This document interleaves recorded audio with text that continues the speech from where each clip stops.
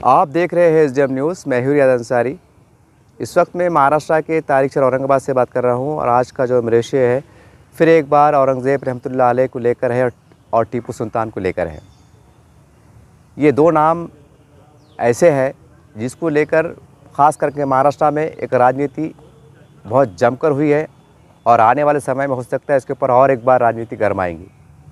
इससे पहले जब औरंगज़ेब रहमतुल्लाह के बारे में बहुत कुछ कहा जा रहा था, बहुत कुछ सुना जा रहा था, उसको लेकर कुछ नौजवान बच्चे अगर फ़ोटो लगा रहे थे, कुछ कमेंट्स कर रहे थे तो कार्रवाई हो रही थी और कई तो ऐसे हालात देखने में आए थे कि शायद दंगे फसाद भड़क जाए। ऐसे नाजुक हालत में प्रकाश अम्बेडकर साहब ने एक बहुत बड़ा कदम उठाया और खुल्दाबाद शरीफ जाकर उन्होंने औरंगज़ेब रहमतुल्लाह अलैह की मज़ार शरीफ हाज़िरी दी और उनके बारे में जो कुछ कहा, एक मुग़ल सल्तनत के जो बादशाह शान, एक बादशाह के बारे में जो शान शान जो बोल सकते थे, कह सकते थे, कानूनी अंदाज से उन्होंने कहा। उसके बाद से हम समझते पूरे महाराष्ट्र में ऐसा लग रहा है जैसे सन्नाटा छा गया। आज कोई ज़्यादा औरंगज़ेब रहमतुल्लाह अलैह की बात नहीं करता। उसके बाद फिर एक दूसरा वाक़या पेश आया, वो है टीपू सुल्तान को लेकर। टीपू सुल्तान को लेकर कुछ लोगों ने कहा था कि अगर ख़बरदार अगर कोई टीपू सुल्तान का नाम लेगा, उनकी फ़ोटो पे मालाएं डालेगा या जयंती मनाएगा तो उसके ऊपर कार्रवाई होगी और बहुत सी बातें आ रही थी। ये हालात में भी प्रकाश अम्बेडकर साहब ने एक कदम बढ़कर अभी हाल ही में जो है तो टीपू सुल्तान के पोस्टर पर उसकी तस्वीर पर हार डाला, मालाएं डाली और उनके बारे में खुलकर कहा कि देखिए मैंने हार डाला हूँ, माला डाला हूँ, अब कौन क्या करता है कर लीजिए। ये ऐसे उन्होंने इशारों में भी कहा है, सारी बात है। और उससे पहले उन्होंने जब तमाम जो सभी धर्म के धार्मिक गुरु होते हैं और ख़ासकर हज़रत मोहम्मद सल्लल्लाहु अलैहि वसल्लम की शान में गुस्ताखी को लेकर एक बिल को उन्होंने जो पेश किया गया था एक आमदार के ज़रिए से, जो कि महाराष्ट्र सरकार के बिल बनाइए, क़ानून बनाइए आप कि महाराष्ट्र में कोई भी अगर किसी मजहबी धर्म गुरु के बारे में कोई अपमानजनक बातें कहता है, टिप्पणी करता है, उसके ऊपर एक कानूनी कार्रवाई हो। सवाल ये है, लगातार हम देख रहे हैं महाराष्ट्र में जहाँ जहाँ मुसलमानों के मसाइल आ रहे हैं, हुज़ूर सल्लल्लाहु अलैहि वसल्लम की शान में गुस्ताखी का मामला लेकर हो, औरंगज़ेब रहमतुल्लाह अलैह के बारे में कुछ बातों को लेकर हो, अपमानजनक बातों को लेकर हो और अभी हाल ही में जो है तो टीपू सुल्तान को लेकर जो हो, इन तमाम हालात में प्रकाश अम्बेडकर साहब ने बड़ी बहादुरी के साथ उन्होंने खुलेपन से जो है तो सामने आया और विरोधियों को ललकारा। और एक तरफ जो है तो पूरे महाराष्ट्र में अलग अलग पार्टियों की मुस्लिम लीडरशिप भी है, सेकुलर पार्टियों की मुस्लिम लीडरशिप भी है, जो कहीं ना कहीं मुसलमानों के ऐसे मसाइल के ऊपर जो हिसास है वहाँ उन्होंने खामोशी इख्तियार की है। तो ये बड़ी अपने आप में हैरत अंगेज़ बात है। और हाल ही में जो 5 राज्यों के चुनाव हुए हैं उसमें भी हमने देखा है कि जहाँ जहाँ भी मुस्लिम अक्सरियती जो ज़िले हैं या कुछ आबादी 60% आबादी मुसलमानों की, कुछ ऐसी मिली जुली आबादी है, तो वहाँ पर हमने देखा है 5 राज्यों के इलेक्शन के अंदर कि मुसलमानों ने मुसलमानों सामने उम्मीदवार खड़ा किया और कपड़े फाड़ने में कोई कसर नहीं छोड़ी, एक दूसरे को नीचा दिखाया, सारी बात हुई। हर कोई एक मुस्लिम इलाकों में जो उम्मीदवार खड़े किए गए थे वहाँ पर सीधे तौर पर सेकुलर पार्टियों को निशाना बनाया गया कि सेकुलर पार्टियाँ मुसलमानों के दुश्मन है, इन्होंने कुछ भी नहीं काम किया, सारी बात है। अब सवाल ये है कि सेकुलर पार्टियों ने काम नहीं किया, सारी बात है, सेकुलर पार्टी हार जाती है, चुन के आ रहा कौन? सीधी बात है, बीजेपी चुन के आ रही है। मतलब कुल मिला के वो एक मशहूर कहावत है, खरबूजा छुरी पे गिरे या छुरा खरबूजे पे गिरे, कटना खरबूजे को ही है। तो वही हाल आज मुसलमानों का है। आप किधर से भी जाओ, आपको मरना आपको ही है, परेशान होना आपको ही है, मुसीबत आपको झेलना है, ये सारी बात है। अब ऐसे हालात में मुसलमानों की जो लीडरशिप है वो कहीं ना कहीं मुसलमानों के जो असली मसाइल है उसके ऊपर खामोशी की इज्जत इख्तियार किए हुए हैं। इसकी 3 मिसाल हम महाराष्ट्र में ले सकते हैं कि जब औरंगज़ेब रहमतुल्लाह अलैह की मामला आया था तो प्रकाश अम्बेडकर वाहिद शख्सियत थे सियासी लीडरान में जिन्होंने खुल्दाबाद शरीफ का दौरा किया और बेबाक तरीके से बाहर आके पत्रकारों से बातचीत की और एक मैसेज दिया कि औरंगज़ेब रहमतुल्लाह अलैह कोई छोटा मोटा आदमी नहीं था, ये हिंदुस्तान का शाहिनशाह था, एक दबदबा, एक रुआब रखने वाला बादशाह था और मुसलमानों नज़दीक वो अल्लाह के नेक वली फरिश्ता सिफत एक बादशाह गुजरे हैं। ये एक सी गवाही प्रकाश अम्बेडकर साहब ने दी है। ऐसे हालात में जिए तब जब तमाम मुसलमान लीडर अलग अलग पार्टियों के और वो तमाम सेकुलर लीडर जो अपने आप को जातिवादी से ऊपर उठकर बताते हैं, वो लीडरान ने औरंगज़ेब रहमतुल्लाह अलैह को लेकर खामोशी इख्तियार की गई थी। सिर्फ एक ही मर्द मुजाहिद था और है जो प्रकाश अम्बेडकर साहब ने औरंगज़ेब रहमतुल्लाह अलैह के बारे में बेबाक और इतिहास को सामने रखकर बात किया और विरोधियों को ऐसा मुंहतोड़ जवाब दिया कि आज तक महाराष्ट्र में कोई उनके अब उस विषय पे बोलने वाला नहीं रहा। उसके बाद हमने देखा टीपू सुल्तान का मामला आया कि टीपू सुल्तान को लेकर जो है तो बहुत सी बातें हुई, जबकि टीपू सुल्तान का अपना एक इतिहास है, उन्होंने अंग्रेज़ों से लड़ा और यहीं पर दफन हुए। और यहाँ पर हमने इतिहास में पढ़ते हैं कि उन्होंने कई आदिवासी जो पिछड़े समाज के लोग थे जिनका छूतछात होता था, उनको न्याय देने का काम किया। उसमें मैं आपको एक ही उदाहरण दूंगा, अगर उनकी हिस्ट्री बताते बैठूंगा तो काफ़ी घंटा 2 घंटे लग सकते हैं। मैं आपको एक उदाहरण दूंगा कि जो अछूत समाज की, जो विशेष जमात की जो महिलाएँ होती थी, तो उनके आंख पर कपड़े ढकने का उनको रिवाज नहीं था। मतलब उनको एक तरह से हम समझते कि महिलाओं का अपमान होता था, उनके सीने खुले रहते थे। और एक बताइए कि कोई महिला को अगर आप आधा नंगा रख रहे हैं तो कितनी अपमानजनक बात है। ऐसे हालात में टीपू सुल्तान ने अपने दौर के अंदर ऐसी महिलाओं को कपड़ा देने का काम किया, उनको कपड़ा पहनाया, उनको पूरा सम्मान दिया, उनको पूरी इज्जत दी, उनको पूरी रिस्पेक्ट दिया। ये है टीपू सुल्तान। और किसके लिए लड़े? भारत के लिए लड़े, भारत को आज़ाद दिला, अंग्रेज़ों के खिलाफ लड़े। उसके बाद भी जो तो उनको बदनाम किया जाता है। सवाल ये है, ये बातचीत चीज़ हो रही है, लेकिन ऐसे हालात में मुसलमान की तमाम लीडरशिप और तमाम सेकुलर पार्टियां खामोशी इख्तियार किए गए हैं। पूरे एक ही मर्द मुजाहिद है जो प्रकाश अम्बेडकर साहब है, जो खुलकर सामने आ रहे हैं। तो इसका क्या मतलब निकाला जाए, ये मैं तमाम महाराष्ट्र के मुसलमानों के सामने छोड़ता हूँ कि देखिए, एक तरफ मुसलमानों के मसाइल आते हैं और मुसलमान लीडर खामोश रहते हैं। चाहे हुजूर शान के गुस्ताखी का मसला हो, प्रकाश अम्बेडकर साहब एक आमदार के जरिए पार्लियामेंट में अपने विधानसभा में बिल पेश करते हैं कि हुजूर सल्लल्लाहु अलैहि वसल्लम, हज़रत मोहम्मद साहब नाम रखे उन्होंने, हज़रत मोहम्मद साहब सल्लल्लाहु अलैहि वसल्लम, वो बिल पेश करो आप कि कोई भी संगठन, कोई भी व्यक्ति किसी भी धर्म गुरु के बारे में अपमानजनक शब्द कहता है तो उसके ऊपर कड़ी कानूनी कार्रवाई। ये कहने वाला, ये बिल पेश करने वाला प्रकाश अम्बेडकर। औरंगज़ेब रहमतुल्लाह अलैह की शान में गुस्ताखी का मामला होता है, कुछ बातें होती है, आलोचना होती है, उसके विरोध में बोलने वाला प्रकाश अम्बेडकर। टीपू सुल्तान के बारे में बहुत आपत्तिजनक बातें की जाती है पूरे देश के अंदर, उसके खिलाफ महाराष्ट्र में उठने वाला प्रकाश अम्बेडकर। मुसलमानों के और अन्य मसाइल पे आवाज़ उठाने वाला प्रकाश अम्बेडकर।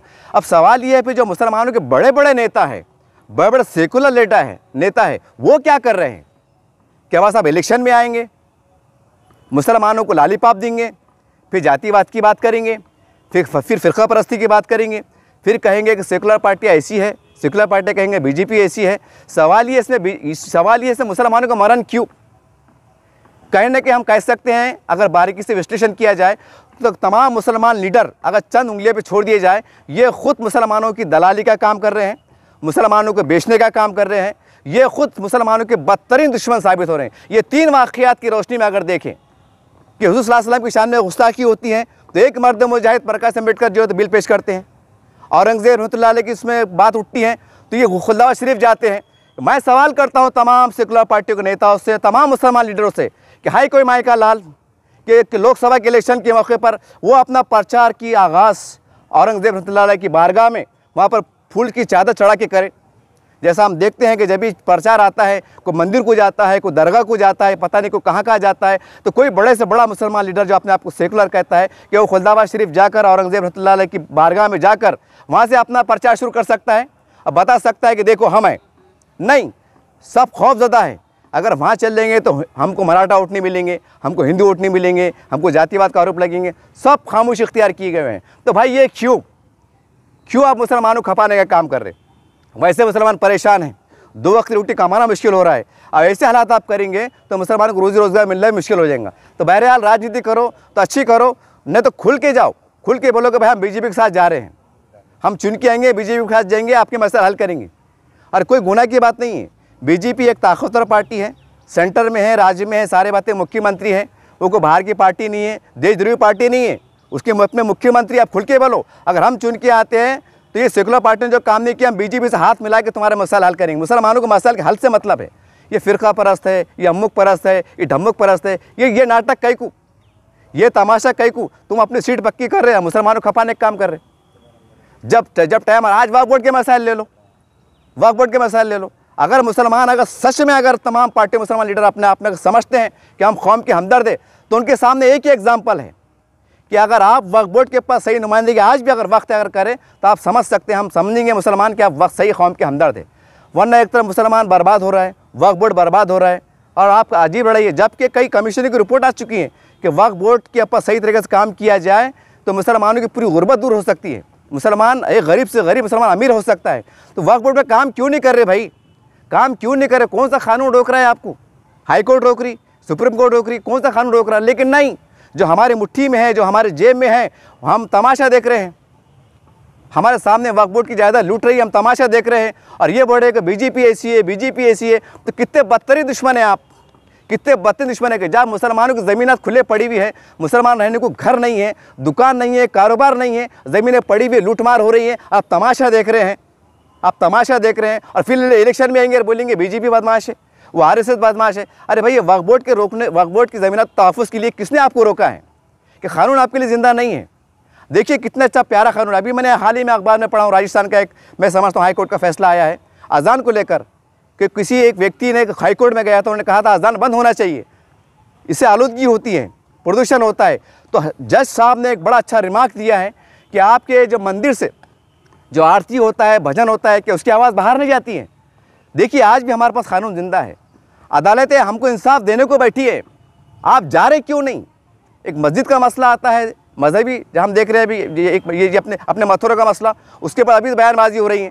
और वक्फ बोर्ड की कई ज़मीनात है, उसके ऊपर कोई बयानबाजी नहीं होती, कोई कोर्ट में जाता नहीं। क्यों नहीं जा रहे भाई, क्यों नहीं जा रहे? क्यों दबे हुए आप? किसके दबे हुए आप? जब कौम की बात करते हैं ना, तो कौम की बात करते, कौम पे आओ ना। अरे जो आप लाखों रुपये कमा लिए ना, सबको दिख रहा है ना, आप कमा चुके, आपने इज्जत कमाई, शोहरत कमाई, आपने इतना कमाया है अच्छे अंदाज से कि मुसलमानों के लिए काम करो। आखिरत में भी यही आवाम आपको सर आंखों बिठाए, अल्लाह से दुआ करे अल्लाह ताला से जन्नत में भेज, जिन्होंने हमारा काम किया है। जैसा यहाँ आपको सर को आप बिठाते हैं, काम करो यार, मुसलमानों के काम करो। जो कानून में, जो संविधान में अधिकार दिया गया है, उसके तहत काम करो। क्यों बुरा बोलते हैं आरएसएस को, क्यों बुरा बोलते हैं बीजेपी को, क्यों बुरा बोलते हैं बजरंग दल को? इनको बुरा मत बोलो, अपने गिरेबान में झाँक के देखो आप कि आप क्या है, आपको अधिकार मिले हुए हैं, आप उसका फ़ायदा नहीं उठा रहे हैं। आज ये प्रकाश अम्बेडकर कौन है? एक दलित समाज का बहुत बड़ा नेता है, उसे सबक सीखने की ज़रूरत है। मैं तो कहूँगा कि आज के तमाम जो मुसलमान लीडर हैं, बड़े बड़े आलम मुल्क की सतह पर, ये अम्बेडकर साहब की पैर की धूल भी नहीं है साहब, धूल भी नहीं है। मैं इसलिए कह रहा हूँ कि जब हुज़ूर सल्लल्लाहु अलैहि वसल्लम की शान में गुस्ताखी का मामला आता है, ये प्रकाश अम्बेडकर साहब एक आमदार के ज़रिए बिल पेश करते हैं। ये हमारे हुज़ूर के लिए, जिसके लिए हम जीते हैं, मरते हैं। एक दलित कायद उठता है, क्या अपने विधानसभा मुसलमान आमदार नहीं थे? कि लीडरशिप नहीं है, कि सेक्युलरिशिप नहीं है? औरंगज़ेब रहमतुल्लाह की जब बारगाह की बात आती है, एक अजीम बादशाह की बात आती है, प्रकाश अम्बेडकर वहाँ जाते हैं, ज़ियारत करते हैं। ये प्रकाश अम्बेडकर कौन है? एक दलित समाज के बहुत बड़े कायद हैं। फ़ख्र होता है ऐसे कायद के ऊपर। टीपू सुल्तान की बात चल पड़ी है, टीपू सुल्तान को लेकर प्रकाश अम्बेडकर साहब हार डालते हैं और ऐलान करते हैं, क्या करना है मेरे साथ कर लो, मैंने हार डाल के बताया। तो ये जुर्रत मुसलमानों के लीडरान में क्यों नहीं है? क्यों नहीं है? अब लोकसभा के इलेक्शन आ जाएंगे, विधानसभा के इलेक्शन आ जाएंगे, कॉर्पोरेशन के आ जाएंगे, आपस में कपड़े फटेंगे, सारी बात होंगी, लेकिन गरीब मुसलमानों का क्या? आप तो हार के भी मज़े में हैं, जीतने वाले तो जीत गए, उनका क्या कहना। लेकिन जो हार जाते हैं, बोलते हैं ना हत्ती मरा भी 1.25 लाख का। कुछ हारने वाले ऐसे भी होते हैं कि हारे बाद भी माला माल हो जाते हैं। सवाल ये गरीब मुसलमानों का क्या है? इनका मसीहा कौन है?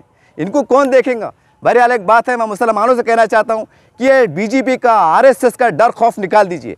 हम जब कहते हैं कि हम मुसलमान अल्लाह से डरते हैं, तो आपको डरने की ज़रूरत नहीं है, बल्कि उनसे दोस्ती बढ़ाओ, हाथ बढ़ाओ, गलतफहमियाँ दूर करो। और ये मुसलमान लीडर जो आपके बीच में आने वाले हैं और फिर एक बार कहेंगे फ़िक़्ह परस्त है, ये फ़रज़, उनको सवाल करो कि जब आज सब कानून ज़िंदा है, अदालतें ज़िंदा है, संविधान ज़िंदा है, तो ये मसला आप हल क्यों नहीं करते?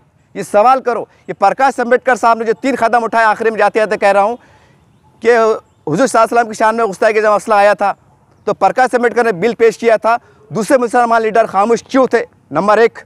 नंबर 2, जब औरंगज़ेब रहमतुल्लाह अलैह की जब बारगाह में जब गुस्ताखियाँ हो रही थी, उस वली सिफत बादशाह पे हमले हो रहे थे, तो प्रकाश अम्बेडकर वहाँ जाते हैं, तो आप खामोश क्यों थे? नंबर 2। और टीपू सुल्तान, जिन्होंने अब देश के लिए लड़ा है, भारत के लिए लड़ा है, उसकी जब शान में जब गुस्ताखी हो रही है, उस पर हमले हो रहे थे, तो आप खामोश क्यों थे? आप अपने गरम गरम बिस्तर में सो रहे क्यों थे? एक प्रकाश अम्बेडकर को सी क्या पड़ी? अगर आप ये कह रहे होंगे, अरे जनाब वो तो वोट बैंक की राजनीति है, तो क्या आपको वोट नहीं चाहिए? क्या आपको मुसलमान को वोट नहीं चाहिए? अगर थोड़ी देर के लिए मान लीजिए कि प्रकाश अम्बेडकर साहब ये वोटों के लिए कर रहे हैं, तो आपको तो डबल टिबल करना चाहिए, अगर आप ऐसा सोच रहे होंगे तो। बहरहाल प्रकाश अम्बेडकर साहब ने बता दिया है कि मुसलमानों कोई हो ना हो लेकिन मैं आपके साथ हूँ। इस बहाने अल्लाह ने भी आपको बता दिया है, अल्लाह ने कहा दिया है कि ऐ मुसलमानों तुम ये गुमान में मत रहना कि अगर तुम हमारा काम नहीं करें हम गैरों से काम ले लेंगे। ये आज प्रकाश अम्बेडकर साहब ने जो करा है ये तमाम मुसलमान लीडरशिप के मुँह पे तमाशा है कि देखो अभी वक्त है, वरना वो दिन दूर नहीं अल्लाह गैरों से काम ले लेगा और आपके इतने बुरे हाल होंगे, वो अल्लाह की मार पड़ेंगी। मुसलमान तो गरीब है, कुछ कर नहीं सकता, लेकिन जब अल्लाह की मार पड़ेंगी तो आप कुछ छुपने की जगह नहीं मिलेंगी। याद रखिए ये आज वक्त हालात की ज़रूरत है। उम्मीद करते हैं आप जागेंगे और कुछ अच्छा करने की आप कोशिश करेंगे। जय हिंद, जय महाराष्ट्र।